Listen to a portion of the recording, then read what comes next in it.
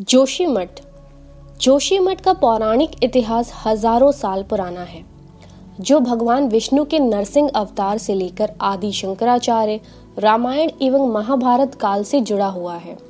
आज वो लैंडस्लाइड जैसी आपदाओं से जूझ रहा है। आइए जानते हैं इस वीडियो के जरिए जोशीमठ का संपूर्ण इतिहास एवं कलयुग से इसका क्या संबंध है। नमस्कार, हमारे चैनल आध्यात्मिक ज्ञान पे आप सभी का स्वागत है। तो चलिए शुरू करते हैं वीडियो को बिना देरी किए हुए। अगर चैनल पे नए आए हैं तो सब्सक्राइब करना ना भूलिएगा। जोशीमठ उत्तराखंड का पवित्र धार्मिक स्थल माना जाता है, जो समुद्र तल से 2500 लेकर 3050 मीटर की ऊंचाई पर बसा हुआ है।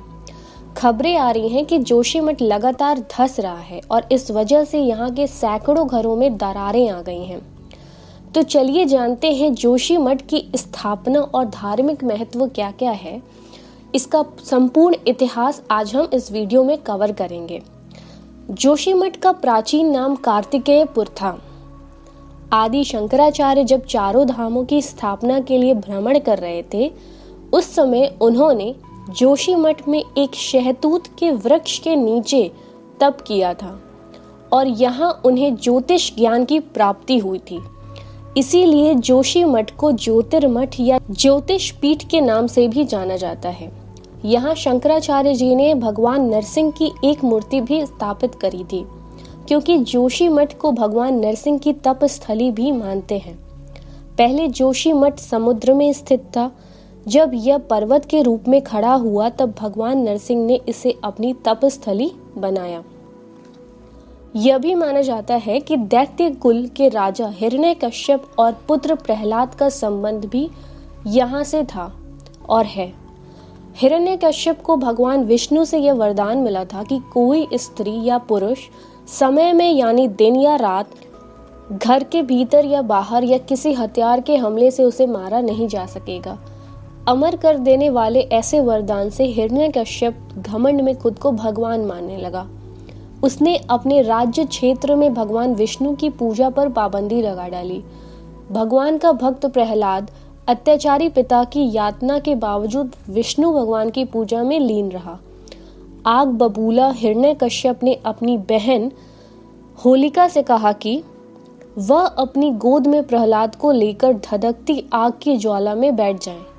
होलिका को वरदान था कि वो आग में दहन नहीं होंगी, लेकिन भक्त प्रहलाद को कुछ नहीं हुआ और होलिका खाक हो गई। प्रहलाद को गर्म कढ़ाई में डालने जा रहे दैत्य राजा पर भगवान विष्णु नाराज हो गए।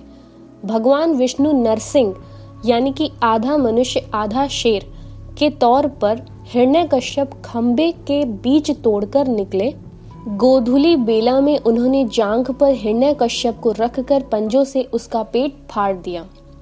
भगवान नरसिंह का क्रोध इतना भयंकर था कि हिरण्यकश्यप को मारने के बाद भी कई दिनों तक वे क्रोध की अग्नि में जलते रहे।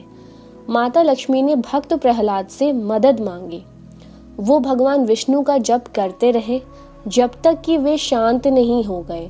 कहा जाता है कि यह वही स्थान था जहां भगवान विष्णु का क्रोध शांत हुआ था।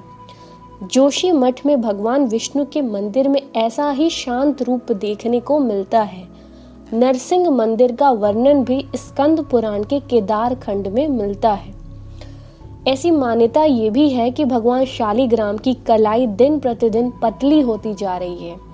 जब यह शरीर से अलग होकर गिरेगी, तब पर्वतों के टकराने से बद्रीनाथ के सारे रास्ते हमेशा के लिए बंद हो जाएंगे।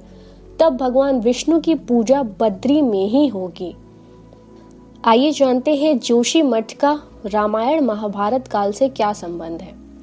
जोशीमठ को लेकर कथा ये है कि यहाँ पर रामायण काल में हनुमान जी का आगमन हुआ था।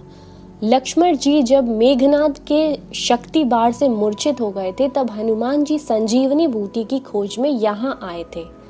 हनुमान जी को रोकने के लिए रावण ने कालनेमी नामक असुर को भेजा। हनुमान जी ने जोशीमठ में ही कालनेमी का वध भी किया था। जहां पर कालनेमी को हनुमान जी ने मारा था, वहां की जमीन आज भी लाल कीचड़ जैसी दिखती है। महाभारत काल में हनुमान जी ने पांडवों को यहाँ दर्शन दिए थे। ऐसी भी मान्यता है कि अज्ञातवास काल में स्वर्ग यात्रा के समय पांडव जोशी मठ होकर ही गए थे। आज भी लोग इस घटना की याद में फसल की कटाई के बाद पांडव नृत्य करते हैं। जोशी मठ में कलयुग की भविष्यवाणी क्या की गई थी? जोशी मठ में स्थित नरसिंह मंदिर, जहां भगवान बद्रीनाथ की शीतकालीन गद्दी है, यहाँ मंदिर में भगवान नरसिंह की एक प्राचीन मूर्ति है। भगवान नरसिंह की मूर्ति को लेकर कई तरह की मान्यताएं हैं। दरअसल नरसिंह भगवान का एक बाजू सामान्य है, जबकि दूसरा बाजू काफी पतला है और यह साल दर साल और पतला होता जा रहा है। मान्यता है कि जिस दिन नरसिंह भगवान का पतला हो रहा हाथ टूट जाएगा, उस दिन बद्रीनाथ का मार्ग बंद हो जाएगा, नर नारायण पर्वत एक हो जाएंगे। भगवान बद्रीनाथ के भक्त बद्रीनाथ के दर्शन उस मंदिर में नहीं कर पाएंगे जहां पर वर्तमान में भगवान बद्रीनाथ भक्तों को दर्शन दे रहे हैं, क्योंकि नर नारायण पर्वत के मिल जाने से बद्रीनाथ धाम लुप्त हो जाएगा। इसके बाद से भगवान बद्रीनाथ के दर्शन भक्तों को भविष्य बद्री में ही मिल सकेगा। यहाँ एक शिला है जिस पर अभी अस्पष्ट आकृति है। कहते हैं कि भगवान की यह आकृति धीरे धीरे उभर रही है। जिस दिन यह आकृति पूरी तरह से उभर कर आ जाएगी, उस समय से बद्रीनाथ भगवान भविष्य बद्री में ही भक्तों को दर्शन देंगे। यहाँ पर वीडियो समाप्त होती है। आई होप इन्फॉर्मेटिव लगी होगी। अगर पसंद आई है तो लाइक और सब्सक्राइब करना मत भूलिए एंड ज़्यादा से ज़्यादा लोगों को शेयर करिए। Thanks for watching. Please stay tuned with the next videos.